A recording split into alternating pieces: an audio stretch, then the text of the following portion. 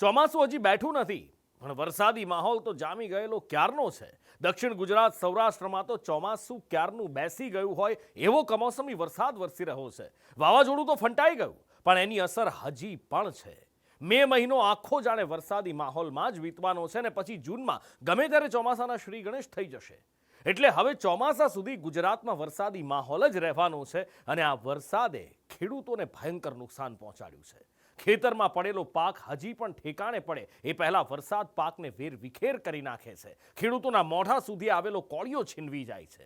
નુકસાન સર્વેની વાત આવીને ઊભી રહી ગઈ છે અને એવામાં સારી વાત એ છે કે આ વખતે ચોમાસું બમ્પર રહેવાનું છે। ગુજરાતમાં અત્યારે જો વરસાદી માહોલનું વર્ણન કરવું હોય તો કહી શકાય કે ચોમાસા પહેલાનું ચોમાસું, કેમ કે હાલનો વરસાદી માહોલ હવે ચોમાસા સુધી લંબાવવાનો છે। દક્ષિણ ગુજરાત અને સૌરાષ્ટ્રના દરિયાકાંઠાના ભાગોમાં તો દેખીતી રીતે ચોમાસું બેસી ગયું હોય તેવા જ દ્રશ્યો સર્જાયા છે। અમરેલી, ભાવનગર અને ગીર સોમનાથમાં કાળા ડિબાંગ વાદળો વચ્ચે અષાઢ જેવો માહોલ સર્જાયો છે। શહેરો અને ગામડામાં વહેણ વહેતા થયા છે। તો આ તરફ દક્ષિણ ગુજરાતમાં વ્યાપક વરસાદ થઈ રહ્યો છે। સુરત, વલસાડ, ડાંગ, તાપી અને નવસારી જિલ્લામાં સતત વરસાદ થઈ રહ્યો છે। વાવાઝોડું તો ટળી ગયું પણ તેની અસર હજુ વર્તાઈ રહી છે। ભરૂચમાં તો ધોધમાર વરસાદ વચ્ચે અષાઢી માહોલ સર્જાયો છે। સમગ્ર જિલ્લો અત્યારે વરસાદની પકડમાં છે। સવારથી હાંસોટમાં 2 ઇંચ, નેત્રંગમાં 1.75 ઇંચ અને વાલિયામાં 1 ઇંચ વરસાદ પડ્યો। જિલ્લામાં ભારે વરસાદનું રેડ એલર્ટ જાહેર કરવામાં આવ્યું। કલેક્ટરે લોકોને સાવચેત રહેવા અને બિનજરૂરી પ્રવાસ ટાળવા અપીલ કરી। સૌરાષ્ટ્ર અને દક્ષિણ ગુજરાતમાં હજુ 3 દિવસ વરસાદી માહોલ રહેશે। હવામાન વિભાગનું માનીએ તો એક સાથે 3 સિસ્ટમ સક્રિય થતા મધ્યમથી ભારે વરસાદ દક્ષિણ ગુજરાતને ગમરોડી નાખશે।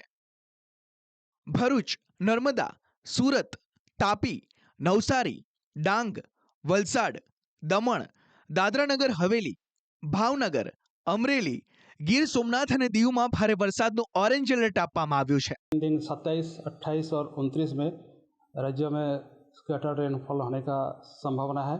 उसका आगे आइसोलेटेड रेनफॉल रहेगी। 27 मई के लिए सूरत, नर्मदा, भरूच, तापी, नवसारी, डांग, वलसाड, दमन और दादरा नगर हवेली और जो हमारा सौराष्ट्र कच्छ में गिर सोमनाथ,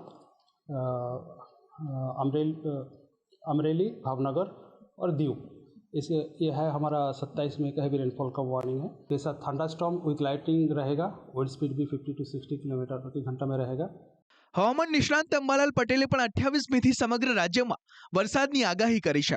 તેમનો દાવો છે કે 3 જૂન સુધી સમગ્ર રાજ્યમાં ગાજવીજ સાથે વરસાદ પડશે। એમાં પણ દક્ષિણ સૌરાષ્ટ્ર અને મધ્ય ગુજરાતમાં તો ભારે વરસાદની શક્યતા છે। રહેશે। વરસાદની સંભાવનાઓ કેવી છે? હવામાન નિષ્ણાંત છે અંબાલાલ પટેલ, તેમની સાથે વાતચીત કરીશું।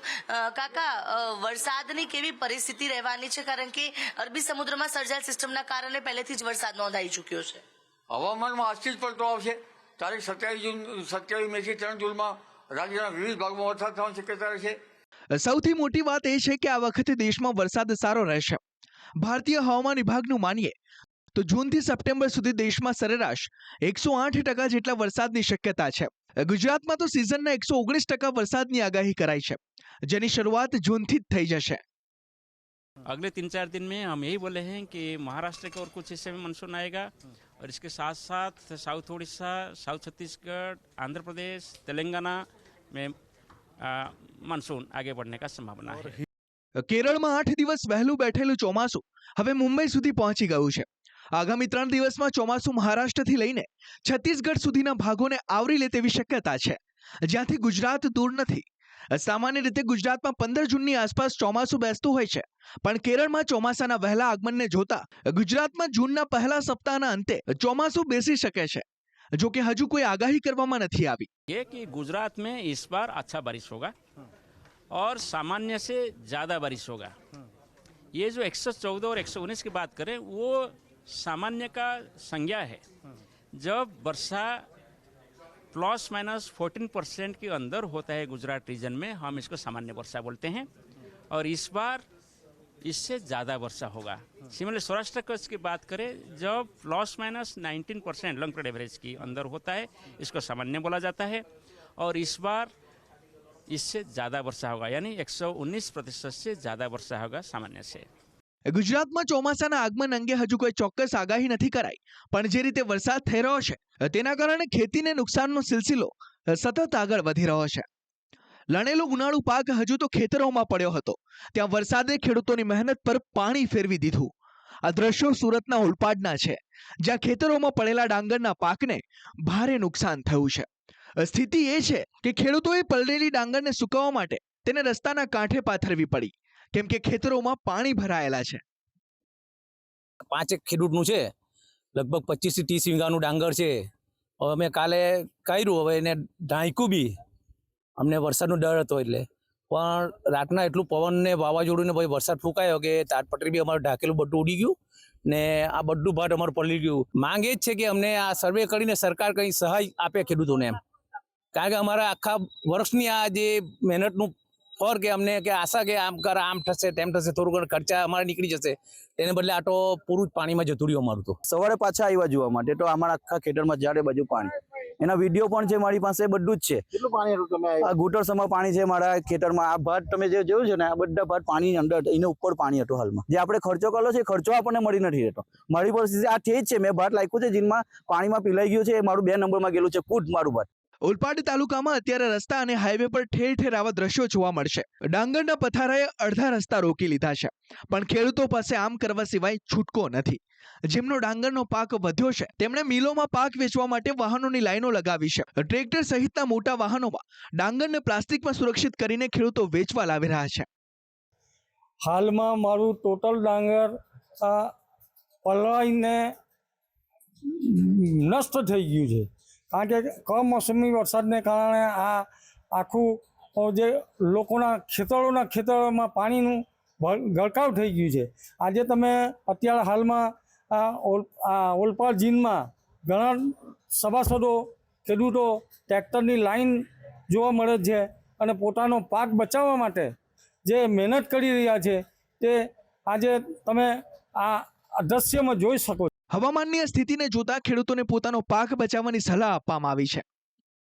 તોફાની વરસાદથી ફક્ત પાકને જ નહીં, લોકોની મિલકતોને પણ ભારે નુકસાન થયું છે. અરવલ્લીમાં સોમવારે રાત્રે પવન સાથે વરસાદ પડતા મોડાસાના સાકરિયા ગામમાં મકાનોના પતરા ઉડી ગયા, વીજપોલ ધરાશાયી થઈ ગયા અને લોકોની હાલાકીનો પાર નથી. ચોમાસા પહેલા જ તંત્ર નુકસાન સર્વેમાં લાગી ગયું છે. 10:30 વાગે વાવાઝોડું આવ્યું, એ કારણથી ઘરમાં છોકરી એના બાપ પત્નીને ખાવા જમવા બેઠો નાખી સોપાર ઉડી. આખું ગામ સાકરિયા વિસ્તારનું દરેકને નુકસાન ભજવાર થયું હોય. 4 ઢોક મોણા 4 તૂટીને પડ્યા. કોલો ઉડવાથી વધુ 15 ફૂટ છેટી થતો પડ્યો. ગાભણ ભેંસો હેઠળ હતી, એ દબાઈ ગઈ. એ જીવો બચાવવા માટે ઘણો પ્રયત્ન કર્યો. તમે મેં એવી જાણ કરી કે સહાયની ગરીબ અત્યારે ઘરમાં પૈસા નહીંથી ચલાવે, હેર લાઈને ખાય એવી પૈસા ને, તો સરકાર ગમે તે રીતે સહાય આલી શકે એવું અમારું વિલંબથી છે. હાલ જ્યાં શાળાઓમાં વેકેશન છે ત્યાં લોકો વરસાદી માહોલમાં દરિયાકાંઠે ફરવાની મજા માણી રહ્યા છે. દમણ, સોમનાથ અને દ્વારકાના દરિયાકાંઠે ઉછળતા ઊંચા મોજા જોઈને લોકો ખુશ થઈ રહ્યા છે. દ્વારકાના દરિયામાં ભારે કરંટ જોવા મળતા 15 થી 20 ફૂટ ઊંચા મોજા ઉછળી રહ્યા છે. સંગમ ઘાટથી ભડકેશ્વર મંદિર સુધી દરિયાકાંઠે મોજાનો પ્રચંડ અવાજ સાંભળી શકાય છે અને આ માહોલમાં પ્રવાસીઓ દરિયાદેવને જોવા માટે ઉમટી રહ્યા છે. દમણનો દરિયો પણ તોફાની બનતા 15 ફૂટ ઊંચા મોજા ઉછળી રહ્યા છે. નમો પથ પર દરિયાના પાણી ફરી વળ્યા છે. હિલોળા લેતા દરિયાના પાણી આગામી સમયમાં ભારે વરસાદની દસ્તક આપે છે. સોમનાથના દરિયામાં પણ આ જ સ્થિતિ છે. અહીંના દરિયાકાંઠે સહેલાણીઓનો જમાવડો છે. કાળઝાળ ગરમીથી રાહત મળતા પ્રવાસીઓ ખુશ છે. જોકે પ્રવાસીઓ બેદરકારી પણ દાખવી રહ્યા છે. દરિયામાં નાહવા જવા પર પ્રતિબંધ હોવા છતાં લોકો તોફાની મોજા વચ્ચે સ્નાન કરી રહ્યા છે. આ દ્રશ્યો જોખમી સાબિત થઈ શકે છે. દરિયો ભારે તોફાની બની રહ્યો છે અને આની વચ્ચે તંત્રની અને પ્રવાસીઓની ગંભીર બેદરકારી હાલ સામે આવી છે. ત્યારે તંત્ર ક્યારે જાગે છે અને પ્રવાસીઓ ક્યારે જાગૃત બને છે તે જોવું રહ્યું. અન્યથા મોટી જીવ હાનિની શક્યતાઓ પણ નકારી શકાય નહીં. આ વખતે કદાચ પહેલી વખત એવું બનશે જ્યારે દિવસોના વરસાદી માહોલનો સંગમ સીધો ચોમાસા સાથે થશે.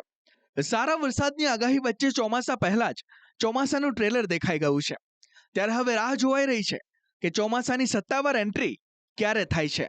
બ્યુરો રિપોર્ટ, સંદેશ ન્યૂઝ. વરસાદ, વાવાઝોડું, ઠંડી કે ગરમી કંઈ પણ આવે એ પહેલા એની આગાહી થાય છે. આગાહી જ હવામાનનું એક અદ્ભુત અંગ છે. આ દિશામાં હવે ભારતે એક ક્રાંતિકારી પગલું ભર્યું છે. હવામાનની આગાહીમાં ભારતે જે મકામ હાંસલ કર્યું છે એ દુનિયાભરમાં અદ્વિતીય છે. કોઈ દેશ આ નથી કરી શક્યો જે ભારતે કર્યું છે, કારણ કે ભારત હવે 6 ચોરસ કિલોમીટર વિસ્તારમાં પણ હવામાનની આગાહી કરી શકશે. હવામાન વૈજ્ઞાનિકોએ વિકસાવેલ મોડેલની મદદથી હવે એક ગામના હવામાનનું પણ સટીક પૂર્વાનુમાન કરી શકાશે. કઈ છે આ સિસ્ટમ, કોણે વિકસાવી છે અને દુનિયા કેમ ન કરી શકી જે ભારતે કર્યું એ જુઓ. માવઠું હોય કે ચોમાસું, તેનો આધાર હવામાન વિભાગ અને નિષ્ણાંતોની આગાહી પર છે. આગાહી જેટલી સચોટ, નુકસાન તેટલું જ ઓછું. વરસાદની આગાહીના મોરચે હવે ભારતને મોટી સફળતા મળી છે. હવે વધુ ચોક્કસ આગાહી કરી શકાશે. અત્યાર સુધી જિલ્લા અને તાલુકા સ્તરે થતી આગાહી હવે એક ગામ પૂરતી પણ કરી શકાશે. તેનું કારણ છે પુણેની સંસ્થા ઇન્ડિયન ઇન્સ્ટિટ્યૂટ ઓફ ટ્રોપિકલ મટીરિયોલોજી એટલે કે IITM તૈયાર કરેલું BFS મોડેલ, જેનું આખું નામ છે ભારત ફોરકાસ્ટિંગ સિસ્ટમ. છેલ્લા 3 વર્ષથી હવામાન વિજ્ઞાનીઓ તેના પર કામ કરી રહ્યા હતા. હવે જઈને તેને વિકસાવવામાં આવી છે. તેની ખાસિયત છે કે આ મોડેલની મદદથી 6 ચોરસ કિલોમીટરના વિસ્તારમાં પણ હવામાનનું અનુમાન કરી શકાશે. વધુ સારા રિઝોલ્યુશનની મદદથી નવી સિસ્ટમ વધુ સટીક આગાહી કરશે. એટલે કે હવે પંચાયતના સ્તર સુધી હવામાનની આગાહી થઈ શકશે. આ સિસ્ટમ તૈયાર કરનારો ભારત દુનિયાનો પ્રથમ દેશ બન્યો છે. नहीं, देखिए जो काल जो हमारा भारत फोरकास्ट सिस्टम जो लॉन्च हुआ है, जो हमारा ऑनरेबल मिनिस्टर उसको इनागुरेट किए, वो हमारा जो पृथ्वी मंत्रालय का मॉडल है और 6 किलोमीटर है. तो 6 किलोमीटर का जो ग्लोबल मॉडल है, जो 30 किलोमीटर नॉर्थ और 30 किलोमीटर साउथ तक जो करता है प्रेडिक्शन, तो ये पहला है सारा जो विश्व में. अभी वो कम हो गया, 6 किलोमीटर बाय 6 किलोमीटर एक वैल्यू मिलेगा, फोरकास्ट वैल्यू, यानी कितना बारिश होगा, कितना तापमान होगा. ये बहुत बड़ा अचीवमेंट है हमारा. गाँव का भी फोरकास्ट मिले, यानी अगर 3 किलोमीटर हो जाए तो गांव का भी मिल जाएगा. અત્યાર સુધી ભારતીય હવામાન વિભાગ 12 ચોરસ કિલોમીટરના વ્યાપમાં હવામાનની આગાહી કરતું હતું, જેની સામે US અને બ્રિટન પાસે 9 થી 14 કિલોમીટર સુધી આગાહી કરતી વ્યવસ્થા છે. પણ હવે ભારત તેમનાથી પણ આગળ વધી ગયું છે. IITM દ્વારા આ સિસ્ટમને સુપર કમ્પ્યુટરની મદદથી તૈયાર કરવામાં આવી છે,